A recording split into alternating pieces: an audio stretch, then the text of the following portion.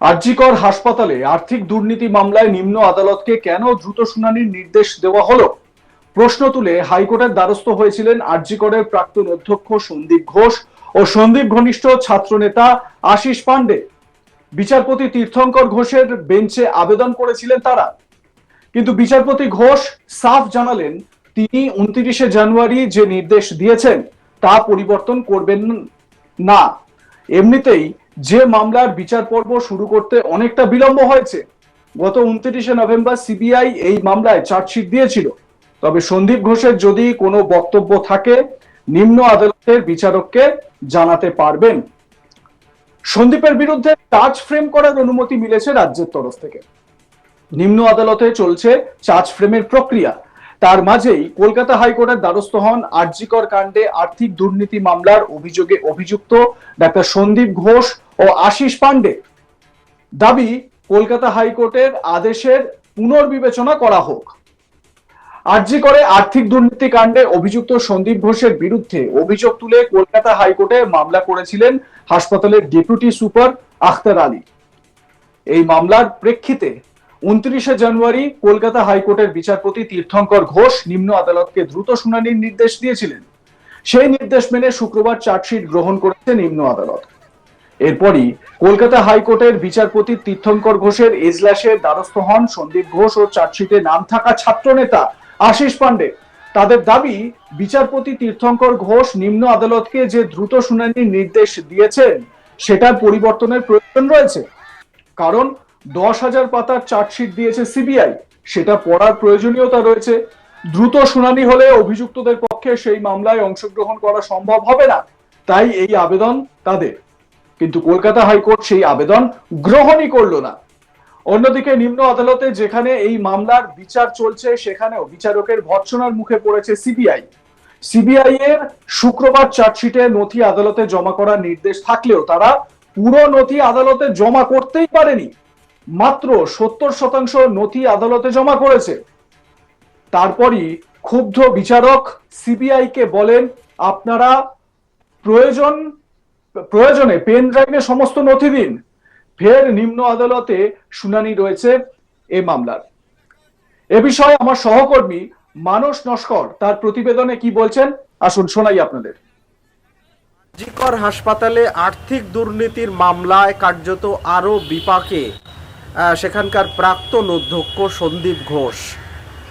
তার বিরুদ্ধে charge frame করে নিম্ন আদালতকে দ্রুত বিচার পর্ব শুরু করার যে নির্দেশ দিয়েছিল কলকাতা হাইকোর্ট, সেই নির্দেশ পুনর্বিবেচনা করার আর্জি জানিয়েছিলেন সন্দীপ ঘোষ, কিন্তু সেই আর্জি খারিজ করে দিলেন বিচারপতি তীর্থঙ্কর ঘোষ। তিনি পরিষ্কার জানিয়েছেন তার যদি কোনো আর্জি থাকে তাহলে সেই আর্জি তিনি নিম্ন আদালতের বিচারককে জানাতে পারেন।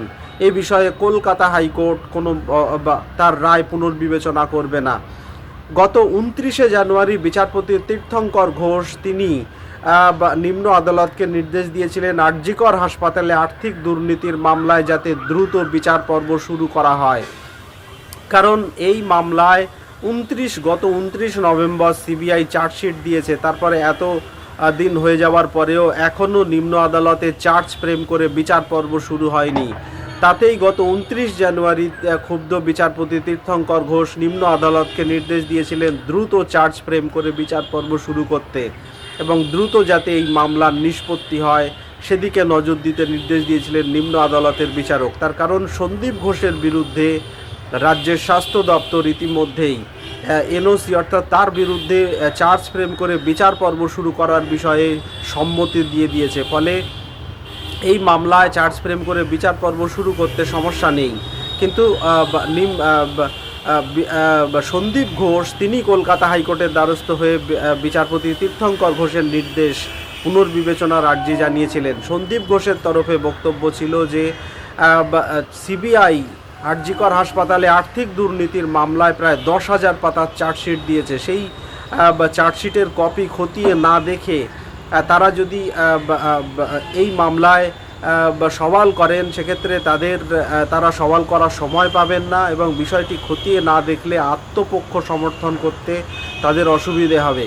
ফলে আরও কিছু সময় দেওয়া হোক তাদেরকে। কিন্তু বিচারপতি তীর্থঙ্কর ঘোষ সন্দীপ ঘোষ এবং আশিস পান্ডে ছাত্র নেতা তাদের আবেদন খারিজ করে দিয়েছেন। প্রসঙ্গত রাজ্যিকর হাসপাতালে আর্থিক দুর্নীতির মামলায় গত 23 অগস্ট বিচারপতি রাজস্বী ভরদ্বাজের একক বিচারপতির বেঞ্চ সিবিআইকে নির্দেশ দিয়েছিল এই বিষয়ে তদন্ত করতে। এরপর সিবিআই তদন্ত চলাকালীন একের পর এক সেখানকার প্রাক্তন অধ্যক্ষ সন্দীপ ঘোষ, ছাত্রনেতা আশিস পান্ডে, বিপ্লব সিংহ, সুমন হাজরা, এছাড়াও আফসার আলী নামে একাধিক ব্যক্তিকে এই আর্থিক দুর্নীতির মামলায় গ্রেপ্তার করে এবং গত 29শে নভেম্বর সিবিআই নিম্ন আদালতে চার্জশিট দিয়েছিল এবং সেখানে এদের চার্জশিটে এই সমস্ত ব্যক্তিরাই অভিযুক্ত হিসেবে জানায় সিবিআই। কিন্তু তারপরেও সন্দীপ ঘোষ যেহেতু একজন সরকারি আধিকারিক, তার বিরুদ্ধে চার্জ ফ্রেম করে বিচার পর্ব শুরু করার জন্য সরকারি অনুমতি লাগে। সেই অনুমতি স্বাস্থ্য ভবনের তরফে গত সপ্তাহে দিয়ে দেওয়া হয়েছে। সেই বিষয়টি সিবিআই কলকাতা হাইকোর্টে জানিয়েছিল এবং এই মামলায় যাতে দ্রুত শুনানি হয় সেই আর্জি জানিয়েছিল। তারপরেই বিচারপতি তীর্থঙ্কর ঘোষ নিম্ন আদালতের বিচারককে নির্দেশ দিয়েছিলেন যে দ্রুত এই মামলার শুনানি শুরু করতে এবং দ্রুত এই মামলা যাতে নিষ্পত্তি হয় তাতে নজর দিতে। তারপরেই তড়িঘড়ি সন্দীপ ঘোষ, আশিস পান্ডে তারা কলকাতা হাইকোর্টের দ্বারস্থ হয়েছিলেন যে নিম্ন আদালত যাতে তড়িঘড়ি এই মামলায় বিচার পর্ব শুরু না করে, তাহলে তাদের পক্ষে আত্মপক্ষ সমর্থন করা সময় থাকবে না। কিন্তু বিচারপতি তীর্থঙ্কর ঘোষ এদের আবেদন খারিজ করে দিয়েছেন। ফলে বলা যায় যে কার্যত আরও বিপাকে পড়লেন আরজিকর হাসপাতালের প্রাক্তন অধ্যক্ষ সন্দীপ ঘোষ।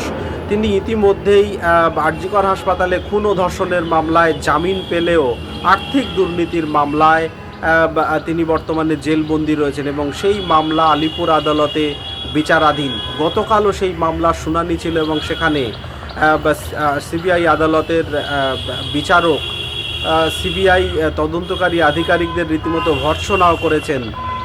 তার কারণ সিবিআইয়ের গতকালকে চার্জশিটের সমস্ত নথি জমা দেওয়ার কথা ছিল, কিন্তু মাত্র 70% নথি জমা দিয়েছে। তাতেই বিচারক ক্ষুব্ধ হন এবং সিবিআইয়ের আধিকারিকদের কাছে বলেন যে প্রয়োজনে তারা পেন ড্রাইভে সমস্ত নথি জমা দিতে পারে। সিবিআইয়ের তরফে একদিন সময় চাওয়া হয়েছে। আজকে ফের সেই মামলার শুনানি রয়েছে বলে আমরা আদালত সূত্রে জানতে পাচ্ছি।